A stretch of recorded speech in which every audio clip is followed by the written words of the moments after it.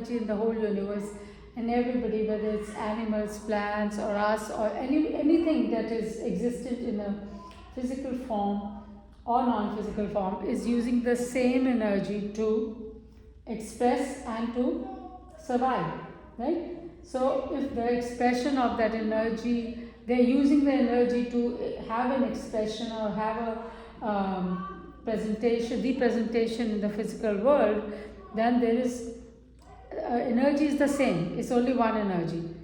So, but everybody is using it in a different way, the way they want to express themselves in this creation. For example, electricity is the same, right? But this electricity, the lamp is using the same electricity, but it's coming, light is coming out of a lamp.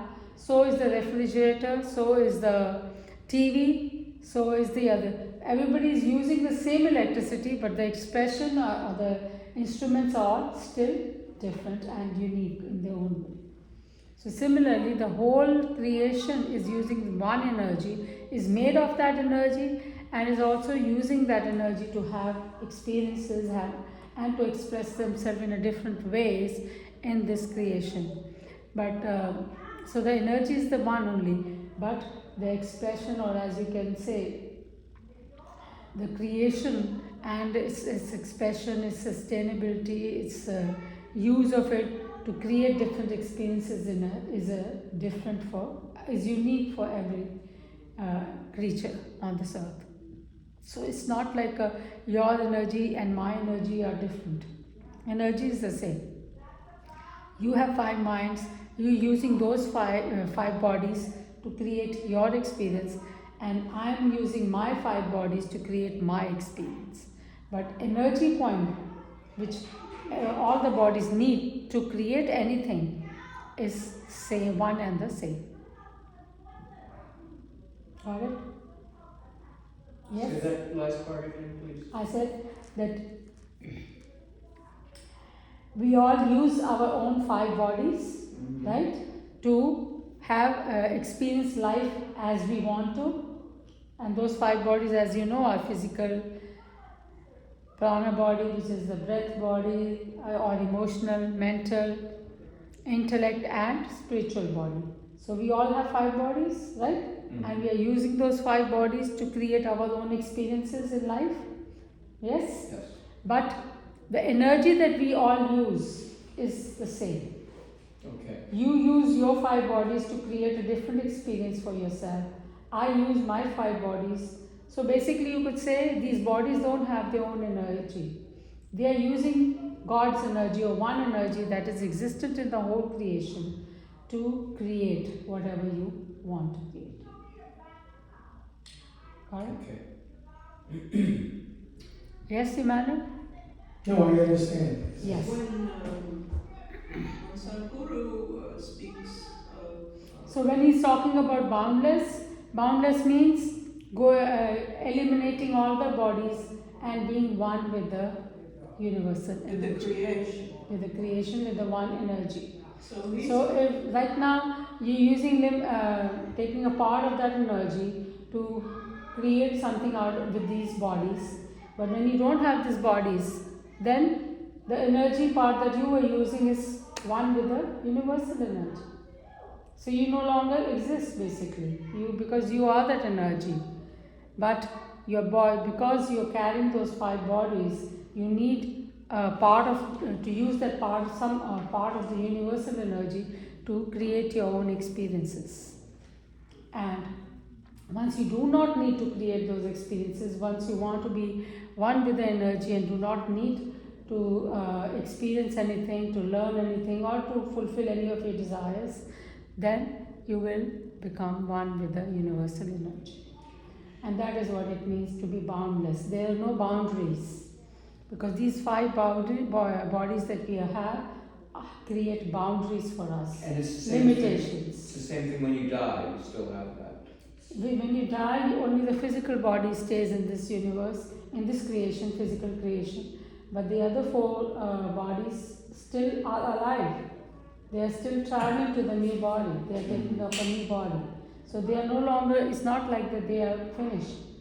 They keep on taking a new body till your own desires, until you decide in your mind, or your mind decides that you do not want to have any more experiences, you do not have any more desires, and you want to be boundless, or you want to be one with the universal energy.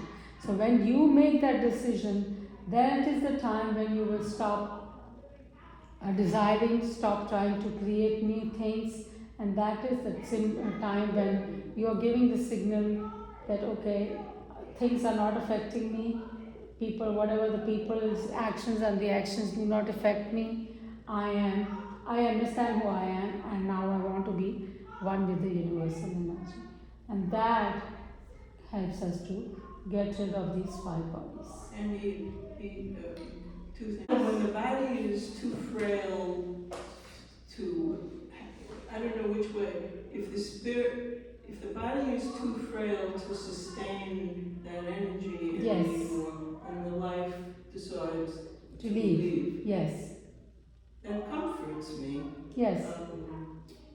And talking about respecting it, I mean, but Respecting, what he means is that if your body is not too weak, too frail, and is broken and cannot sustain that energy or life, then you should not hold it in an artificial manner. Right. You know, like for example, they put oxygen and they keep on, the whole body is dead, the mind is basically, mind is alive but the body is dead, cannot function in any way. People can't even eat, but still they keep them on alive just with an oxygen. Because this body is made of, is sustained by oxygen. Each and every cell of your organ needs oxygen to survive. So if you are going to oxygenate the cells, they will stay alive. Even if your quality of your life is nothing, zero. But you are still breathing. So you are not declared dead simply because you are getting oxygen. So what he is telling you is that respect the life. That means you should not be on the oxygen to keep this body alive. Respect it. When the body becomes frail, the life will automatically leave this body and move on to take a new body. And then that is how they can create new experiences, create new information. Because otherwise, if it's stuck in this body, which is frail, which is not creating any experiences, but is in fact a burden on the others also, and for yourself also, it is, if your mind is working and you see your body not being able to move or eat or do anything, you are not going to be happy, right, in your mind. So that is not giving you any kind of peace or happiness. So why can you hold on to this kind of a body? And generally, it is not your decision, it is other people out of their selfish love. They want to hold on to the other person's body, thinking it is my mother, my father, my brother, you know. So it is their own attachments that creates this mess for the other, but it is the soul which is trapped in that body which is suffering. And that is what we have to understand. So we have to let it go, and he's saying that let the body breathe naturally, and whenever the body is too frail to hold the life will automatically exit out of this body and will take a new body. And it will continue its journey, which is the right way and the appropriate way of life, living and life to be. Also, the question, when he speaks about our thoughts and emotions, that we make them, we make our creation, our Yes. thoughts and emotions more important than the creation Yes. itself. We create drama, or Yes. the drama of our lives by ourselves. Yes. And that it has nothing to do, these stories that we tell ourselves, the way we process information, Yes. coming in and sort of make a story, a drama out of it, lifelong, all our lives, has nothing to do with life. Yes, it has nothing to do with life. He's absolutely right. So what is happening? We are taking up the information from all the sources outside, and also whatever the information is stored in our intellect body, right? So all the information is coming out from our intellect body or from the outside sources, and it is going into our mind in the form of thoughts. And then out of those thoughts, we analyze it and create meanings, which and then create a drama out of it, right? We make a meaning out of one thought or the other thought or whatever she said or the other said, and then we create a whole drama of anger or peace or love or whatever we want to create, negative or positive. But it is a drama that is being created by our mind and about our five bodies. So it's really superficial. It is superficial. Why? Because life itself is just an energy. It is giving life to the mind to create this drama, but it is not telling you to create the drama. Our mind is creating the drama, using the life energy. This concept is difficult for the average person to digest.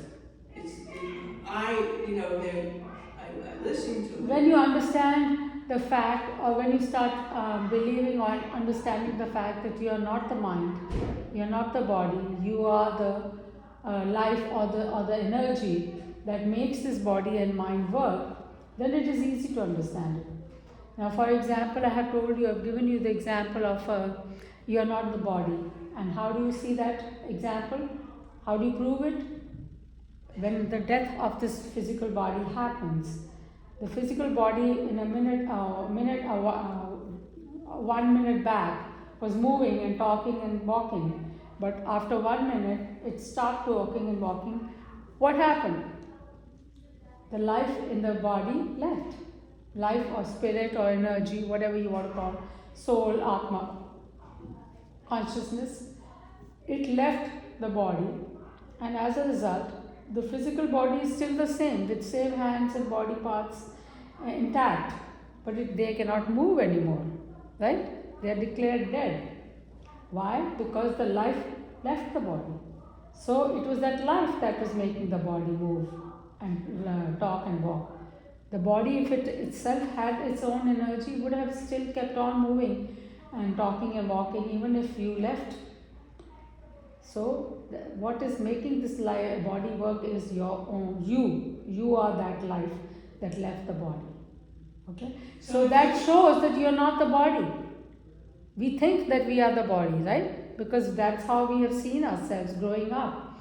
Looking in the mirror, we see ourselves as this beautiful body, but we are not the body. We are that life that makes the body work. Similarly for the mind also.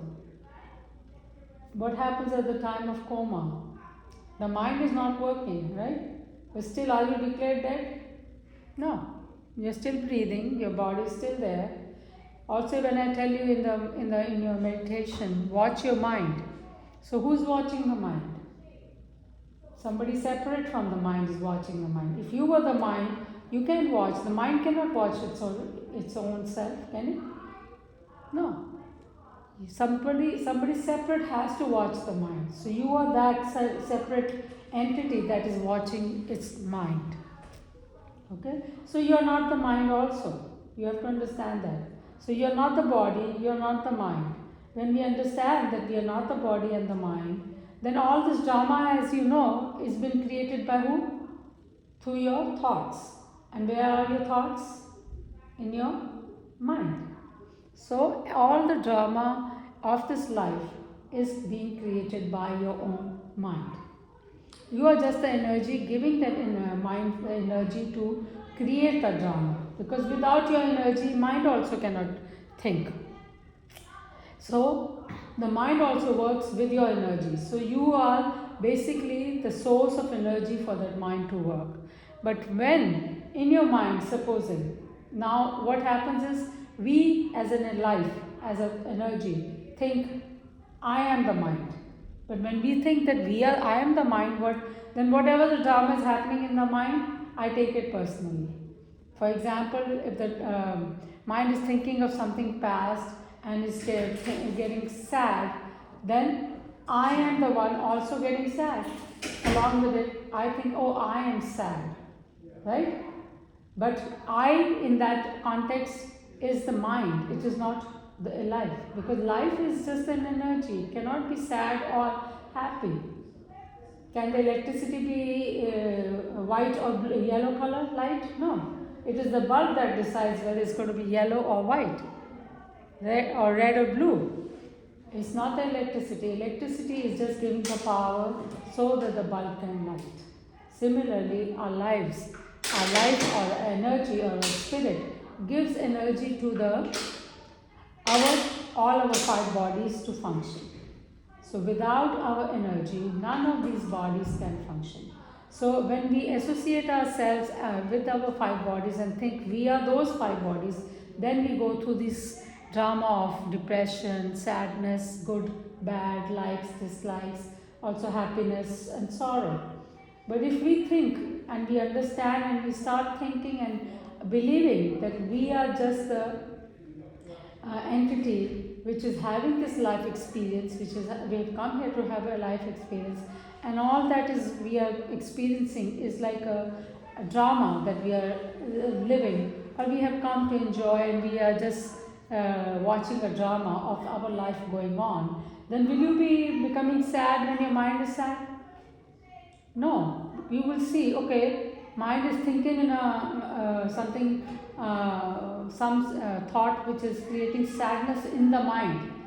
But that is, then now you're not thinking that I am the sad. What you're saying, my mind is sad. Understand? This is where the difference, shift in the thinking comes. Okay. This shift has to be brought in for you to get detached from your five bodies. And when you bring that shift and start becoming detached from your five bodies, that is the time when you can decide whether you want to take a new body or not. If you want to take a new body and you think you have a purpose to use the body, maybe to give knowledge to the others or to help others or to create something new experience which you still want, feel that you may have a desire, because there are no more desires.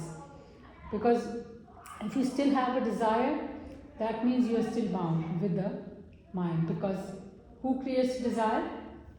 Your mind. Your mind creates the desires. So if you are desireless and you are only functioning in this world to create experiences for yourself and for the others, pleasant experiences, to help others to grow, to give them knowledge or help them in any way and every way, then that means you're not even creating any karma, because now it is not for your benefit. It is not for a selfish reason. It is not for you to accumulate wealth or anything. It is only you are doing your duty to help others, to serve others. You understand that just like I am life, they are life too. It's just bound in a different body, but life is the same. I told you, there's only one energy, one life, and that is also the God that we call it. God is also the energy, which G itself stands for generation, O is for organization, or which organizes in an orderly manner and sustains this life, and D is the destruction of the whatever is not needed. So that energy which does all these three functions is termed as God. So basically it is the life. Life is basically, as I said, if you stay in your own nature as a life, then you are always peaceful, always happy. Why happy? It's not that you are ecstatic also. You can be, because you will be blissful. Blissful in any way, in a meaning that there will be no unhappiness at all. So you will be blissful. You will be always at peace. And you will be full of knowledge that whatever is drama is happening in the mind. It is an experience that I am going through. But it is not who I am. So that is the knowledge that we have, awareness. Okay? And the truth about ourselves is known to us, that we are the life, we are not the body and the mind, as we have known ourselves since we were born. So when we have this kind of a knowledge and when we have this kind of perception in our mind, then that is the time when we have a right to liberate ourselves. Liberate ourselves means we decide whether we want to take a new body or not in the next life. We have a choice, we do not have to. Once we leave this body, we can go and merge, become boundless, merge into the universal energy. Or if you want to create another body to, as I said, with a motive of helping others or giving knowledge or then we have a right to do whatever we want to do. We can do. It's possible to live your life without creating this drama in your life. Yes, when you start thinking, when you start watching your mind, and when you create a distance between yourself and your mind, because all the drama, as I told you, is being created by your mind. So if you start creating the distance between you and your mind, then you can watch your mind and see what drama is being Right. created, and then make the wise decisions. So it will not affect you. Mm-hmm. They will stop affecting you. You will stop becoming sad when the mind is sad and happy when the mind is happy. So you will not go up and down. You will always be at peace and watching the mind's drama. Kind of an So you will objectivity. basically, your life will become so smooth without giving you going through the fluctuations up and down. So your life will become very smooth, and you will just glide into the over the life and do whatever is needed or whatever the universe wants you to do. However it wants you to help out, you will be doing those rather than running over behind those silly desires of accumulating this, accumulating that. Eventually, at a time, as you've seen, it's only one pair of shoes you can wear, and one pair of clothes at a time. So whether you have 10 clothes hanging in your closet, or just 2 pairs, or even one pair that you can wash and wear every day, that is enough. So it depends on how much so basically you start becoming, your desires start becoming less and less and less, and eventually you reach to the point where you are desireless. I mean, things will still come your way. If you want to buy something, if you need anything, you can still do that. But you will not be just by looking at something, okay, she's wearing that, let me also go and get that. It won't be like that. It will be more need based rather than desire based. Got it? What information? Information from the outside. Yes, of course, constantly. And there's life events, for example, the death of my Yes. father. There's interactions with other human beings, who said this, who did this, etc. So if you try to So you should start understanding that death is an inevitable thing for any physical thing that is existent in this universe. Is an inevitable thing that is for everything that is existent in the physical form. No matter what it is, whether it's our physical body, plants, animals, or anything, even in this solid chair, it will not be a chair forever. It will disintegrate. Yes. So, in an attempt to maintain balance in our lives, as I say, there's stuff happens from the outside world. Events happen in our lives. We interact with other human beings. Mm-hmm. There are words coming in, there are thoughts coming in, there are ideas coming in, there's mean people, there's nice people, etc. Now, we're trying to maintain this balance. We're trying to become aware that it's our mind that is evaluating these things. So if I want to smooth out my life on a daily basis, and yet I want to live my life, I want to be out in the world, I want to live my life. So all this stuff is coming, wanted or unwanted, etc. Yes. So in order to better maintain equilibrium and balance as things happen, let's say one of my neighbors says some shitty thing to me. Now, formally, I would react by saying, what a shithead. Now, So your question is how to create that balance within yourself? Now I want a new way of processing incoming information. Yes. Yes. So I want to change the way that I process incoming information. Yes. I want to be able to process it in a way that's more Yes. advanced Advance. Yes. than where I am now. And Yes. psychological. Correct. It's controllable versus uncontrollable. Correct. Yes. So, So- I want to, in order to maintain whether I'm going to reach this enlightened state, but in order to try to approach such a way of being. So for that only, for this purpose, to create that balance and to create the balance of the mind and to be able to evaluate what is the right way of functioning in this world, the best way is to create the distance that I was just talking about. We have to create the distance between us and the mind. As I was just telling you, that if I say watch your mind, that who's watching your mind? You are watching your mind, right? So you are separate from your mind. So first of all, you have to put that in, get that registered in your own mind that I am separate from this mind. And that happens and that gets reinforced through meditation. So when we start meditating, a lot of cleansing happens and our awareness increases. And as our awareness increases, what happens?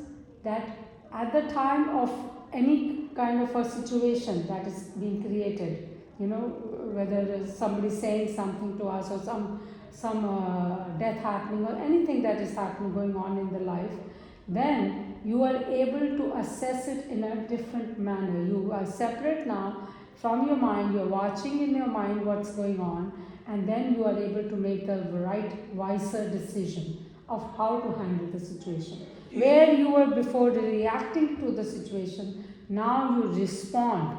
You respond with thinking about it, what is the wiser way to respond, and then you respond to the situation. This is where the change comes. Instead of reacting to the situations, now we start responding to the situations, whichever is beneficial for us and for the others around us. Okay? Because now we are not looking for our comfort only, we are looking for the comfort of everybody around us. We want, because now we do not think that they are separate, everything is separate. Now we think that we are all one part, one family, one part of one energy. So when our thinking becomes like that, then everything good will only happen through us. And our karma becomes good, and our devotion towards Lord also is there, because now we understand that I am that energy, I am a part of that energy which is known as God, and eventually when I shed these 5 bodies, I am God itself, because I will go and merge into that energy. So I am God myself.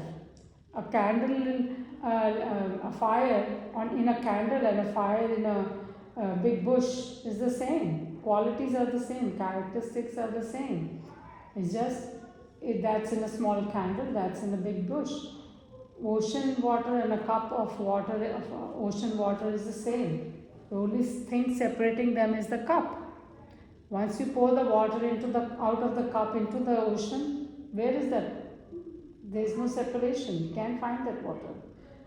That's how we have to understand it. That we are that cup, which is our 5 bodies are like a cup, which is separating us from that energy, which is the ocean of energy. But once that cup or 5 bodies are taken away, or we shed those, then our energy and the energy of the God becomes one, universal energy, and we ourselves are the God.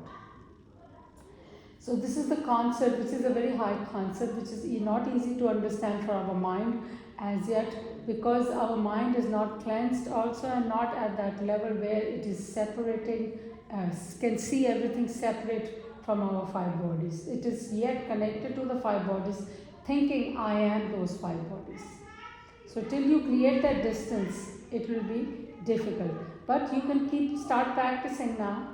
While you're doing the meditation, you can also in everyday life to life, whenever you become aware, okay, if you're getting angry, say, okay, as soon as you become aware that you are getting angry, then also see, okay, why am I getting angry? What is the thought that's creating anger? And now you're separated. Why? Because the moment you notice that you are getting angry, that means now you understand that there's something going on in your mind that is creating anger. Then you analyze the thought that is creating the anger. and then see whether this is the thought that you want to keep or you want to replace it with something different. So then, And also, then you will also know how to respond to the situation. Do you really need to get angry to this situation, or can you respond in a different manner? So that is the time how you start raising your awareness. So I'm just thinking now, so with my period of grieving, I was thinking, so when a sad thought arrives, which they do, I'm thinking, can one say, even though I don't know how to say this sentence, can one say, I was thinking of saying to my mind, I'm sorry that you're sad, I don't want to be sad anymore. Yes. So you can say that also, and you can also replace the sad thought with something more happier thought. So lately, I've just begun painting as of August 3rd. Now when the depressive thoughts come, I try to change them to what am I going to paint next? Yes. You can do whatever. You can replace it with any different kind of a track of thoughts.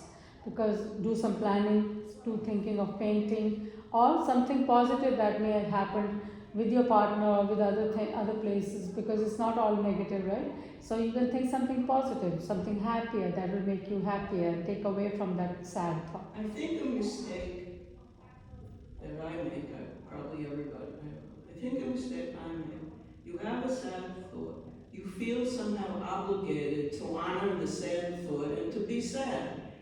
But actually, with this new way of perceiving things, you can perceive the sadness without paying homage to it, without saying, oh, now I must be sad. You can say, oh, my mind is sad. Sad, yes. That's the right way of thinking.